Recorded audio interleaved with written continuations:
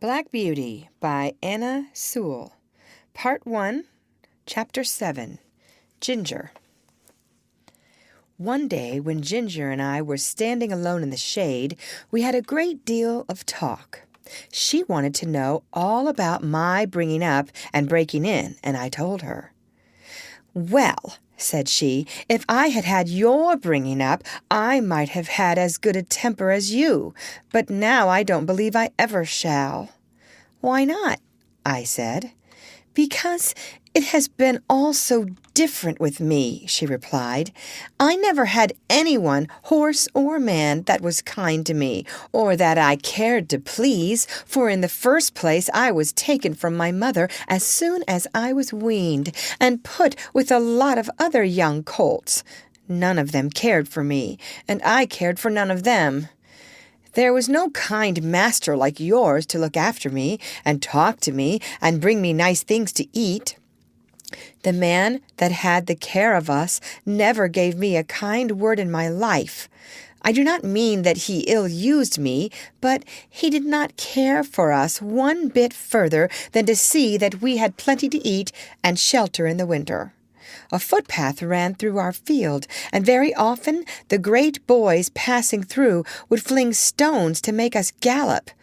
I was never hit, but one fine young colt was badly cut in the face, and I should think it would be a scar for life. We did not care for them, but of course it made us more wild, and we settled it in our minds that boys were our enemies. We had very good fun in the free meadows, galloping up and down and chasing each other round and round the field, then standing still under the shade of the trees. But when it came to breaking in, that was a bad time for me.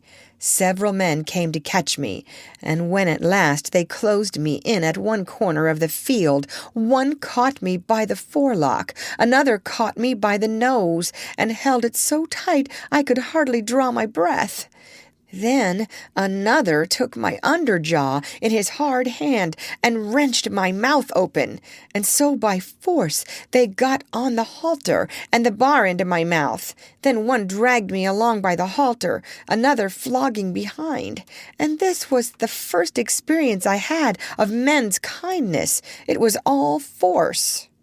They did not give me a chance to know what they wanted. I was high-bred and had a great deal of spirit, and was very wild, no doubt, and gave them, I dare say, plenty of trouble. But then it was dreadful to be shut up in a stall day after day instead of having my liberty, and I fretted and pined and wanted to get loose. You know yourself it's bad enough when you have a kind master and plenty of coaxing, but there was nothing of that sort for me. There was one, the old master, Mr. Ryder, who I think could soon have brought me round, and could have done anything with me, but he had given up all the hard part of the trade to his son and to another experienced man, and he only came at times to oversee. His son was a strong, tall, bold man. They called him Samson, and he used to boast that he had never found a horse that could throw him. There was no gentleness in him, as there was in his father, but only hardness, a hard voice, a hard eye, a hard hand, and I felt from the first that what he wanted was to wear all the spirit out of me and just make me into a quiet, humble, obedient piece of horseflesh. Horseflesh! Yes, that is all that he thought about. And Ginger stamped her foot, as if the very thought of him made her angry. Then she went on. If I did not do exactly what he wanted, he would get put out and make me run round with that long rein in the training field till he had tired me out. I think he drank a good deal, and I am quite sure that the oftener he drank, the worse it was for me.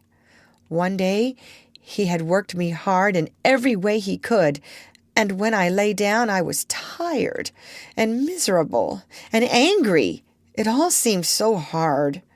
The next morning he came for me early and ran me round again for a long time. I had scarcely had an hour's rest when he came again for me with a saddle and bridle and a new kind of bit. I could never quite tell how it came about.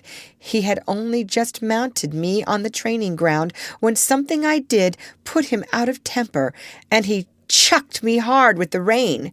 The new bit was very painful, and I reared up suddenly, which angered him still more, and he began to flog me.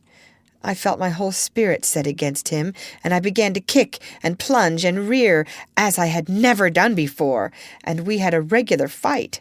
For a long time he stuck to the saddle and punished me cruelly with his whip and spurs. But my blood was thoroughly up, and I cared for nothing he could do if only I could get him off.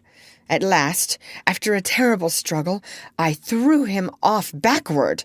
I heard him fall heavily on the turf, and without looking behind me, I galloped off to the other end of the field.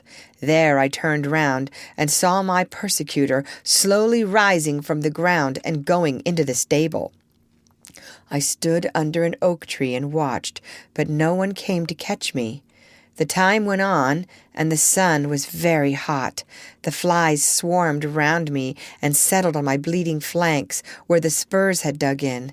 I felt hungry, for I had not eaten since the early morning, but there was not enough grass in that meadow for a goose to live on. I wanted to lie down and rest, but with the saddle strapped tightly on there was no comfort, and there was not a drop of water to drink. The afternoon wore on, and the sun got low. I saw the other colts led in, and I knew they were having a good feed. At last, just as the sun went down, I saw the old master come out with a sieve in his hand. He was a very fine old gentleman with quite white hair, but his voice was what I should know him by among 1,000. It was not high, nor yet low, but full and clear and kind, and when he gave orders, it was so steady and decided that everyone knew, both horses and men, that he expected to be obeyed. He came quietly along, now and then shaking the oats about that he had in the sieve, and speaking cheerfully and gently to me. "Come along, lassie. Come along, lassie. Come along. Come along." I stood still and let him come up. He held the oats to me, and I began to eat without fear. His voice took all my fear away. He stood by, patting and stroking me while I was eating, and seeing the clots of blood on my side, he seemed very vexed. "Poor lassie! It was a bad business, a bad business." Then he quietly took the rein and led me to the stable. Just at the door stood Samson. I laid my ears back and snapped at him. "Stand back," said the master, "and keep out of her way. You've done a bad day's work with this filly." He growled out something about a vicious brute. "Hark ye," said the father, "a bad-tempered man will never make a good-tempered horse.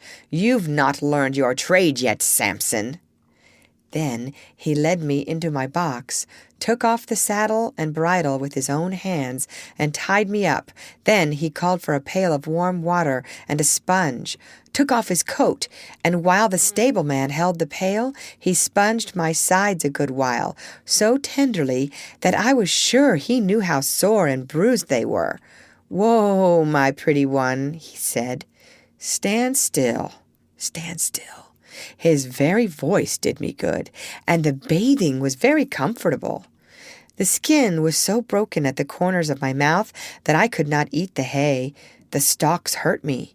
He looked closely at it, shook his head, and told the man to fetch a good bran mash and put some meal into it. How good that mash was, and so soft and healing to my mouth. He stood by all the time I was eating, stroking me and talking to the man. "If a high-mettled creature like this," said he, "can't be broken by fair means, she will never be good for anything." After that, he often came to see me. And when my mouth was healed, the other breaker, Job, they called him, went on training me. He was steady and thoughtful, and I soon learned what he wanted. End of chapter. Read by Lorraine Montgomery for Lit to Go on the web at fcit.usf.edu.